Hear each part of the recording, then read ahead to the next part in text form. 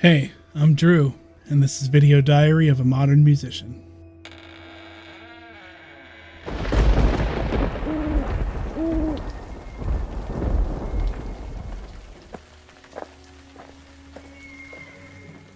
So I'm working on creating this big brass collaboration to celebrate Halloween and have some fun this fall. And I wanted to make it so that anyone that wanted to participate could. So any brass musicians out there, if you do want to participate, you can check out the link in the description or just go to drewbonner.com/Halloween, download the sheet music, click track, and check out the recording instructions and submit your video there too. They're due on Sunday if you want to participate. So I'm doing this huge thing and I wanted to give everyone some insight as to how I constructed this arrangement. And first I wanted to pick a fun Halloween song, and what's more fun than The Nightmare Before Christmas? The tune is called This Is Halloween. I mean, yeah, this is Halloween. And I set some goals for this arrangement because I always find it helpful to set goals and make the arrangement achieve something. So the goals for this arrangement are, number one, to have one part per brass instrument. A typical brass quintet has two trumpets, French horn, trombone, and tuba. Well, I'm a euphonium player, and that leaves us out. And it also gives the trumpets more time to shine, and they honestly don't need that. They have big enough heads. So I opted for one part per brass instrument. And I wanted to make, number two, each of those parts playable by the majority of students. Whether you're a high school student or maybe even a beginner or a professional, I wanted to make it fun and playable. And number three, I wanted to make it easily editable once all the video submissions are in and I'm just cutting it up and making it sound good. So those are the goals, and now we're going to dive into the arrangement itself and see how I achieve those goals. Okay, so as you can see here, we have our arrangement up in Sibelius. These four bars are empty because I have some hidden bars that I'll talk about later, but right now we start out with the kind of low brass, and then everybody eventually comes in a few bars later. I wanted to keep the range relatively tame, again, in order to achieve that goal of making it playable by as many people as possible. So you'll see that, the tuba kind of lies below the staff most of the time. I did go up into the staff a little bit over here, just because I wanted that tight voicing sound. But in general, it lies below the staff or just right at the bottom. The euphonium kind of lives in the middle, up above the staff a little bit. Trombone, same. Horn never goes above the staff. I don't think we go above a B or a C most of the time. We might hit a D. And the trumpet kind of goes up above a little bit to a D, maybe an E here and there. But I tried to keep it as tame as possible while also being true to the music. So just a little bit here through the beginning. That's kind of what I was thinking as I was beginning this arrangement. And you'll see that all these eighth notes are staccato because I want them very short and easily identifiable in the waveform when I'm editing it, so I can just, if I have to move one of these eighth notes in somebody's thing a little bit one way or a little bit another way, it's pretty easy to do that. And you'll notice here the eighth notes, since the euphonium and tuba are trying to match here, instead of making these quarter note staccato, I made them eighth note staccato to say this is really short. Okay, so moving on here, the trombone gets the melody.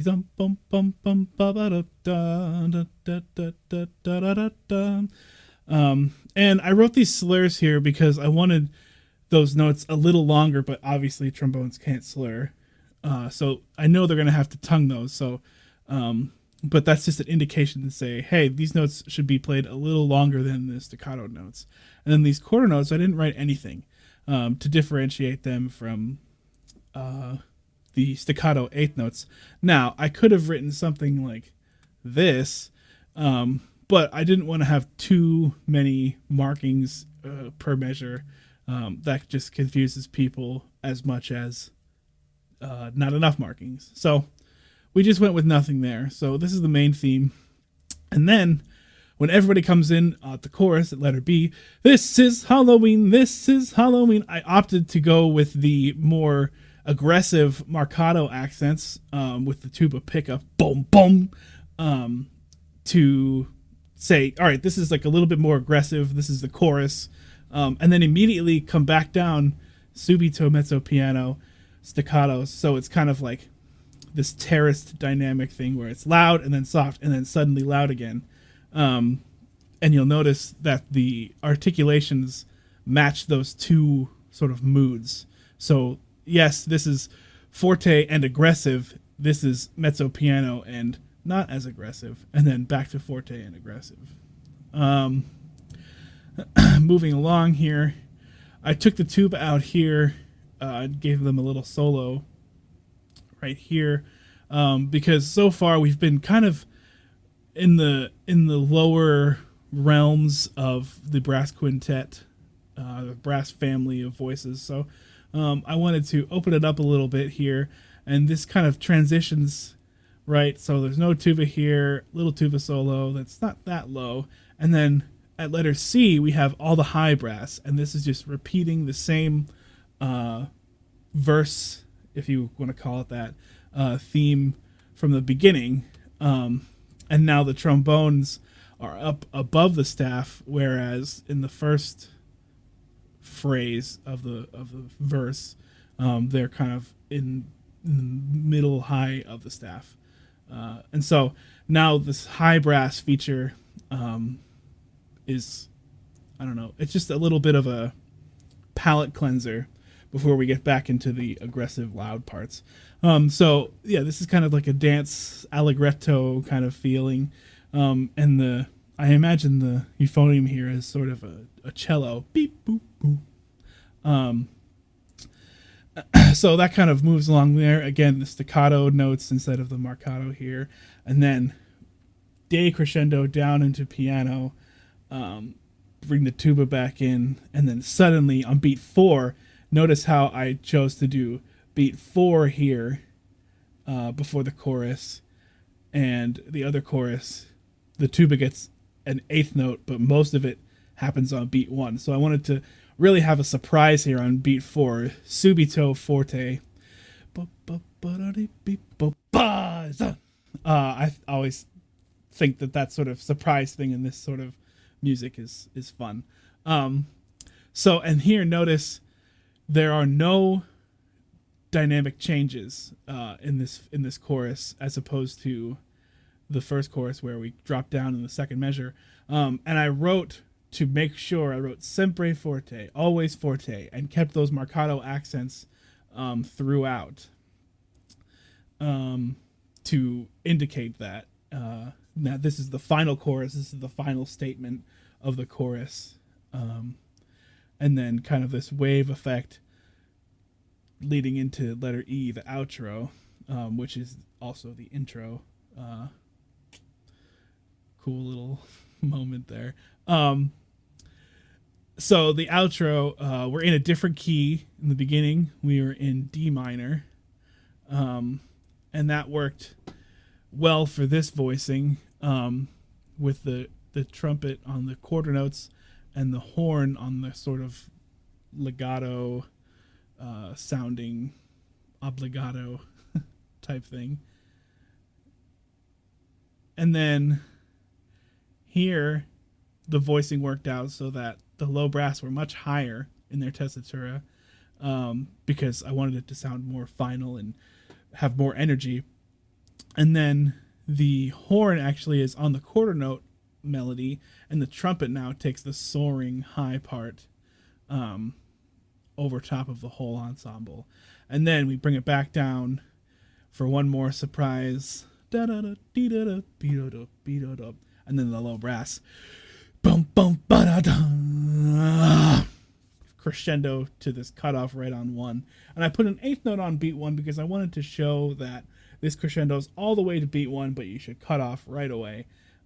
If I put a quarter note, some people might hold that for the entirety of beat 1, which I didn't want. I wanted to cut off right on one, so that's why I put an eighth note there. So that's just a little tour through this arrangement and what I was thinking and what my goals were when arranging this. I'm super excited about this project. I really hope that you'll participate. And if you do want to participate, all the materials are available at my website, drewbonner.com/Halloween. You can download the sheet music and the click track. There's all kinds of click tracks there. There's a full mix click track, and there's individual click tracks for each instrument if you would just prefer to hear your own instrument. And there's also some recording instructions and a video of the score if you want to watch that and hear the arrangement. I really hope you'll do it. It's super fun. Costumes are totally encouraged. I'm not quite sure what I'm going to wear yet, but I'm going to wear a costume in my video. And just have a ton of fun this Halloween season. So I hope you enjoyed this little breakdown of the arrangement, and I really hope that you'll participate in the video.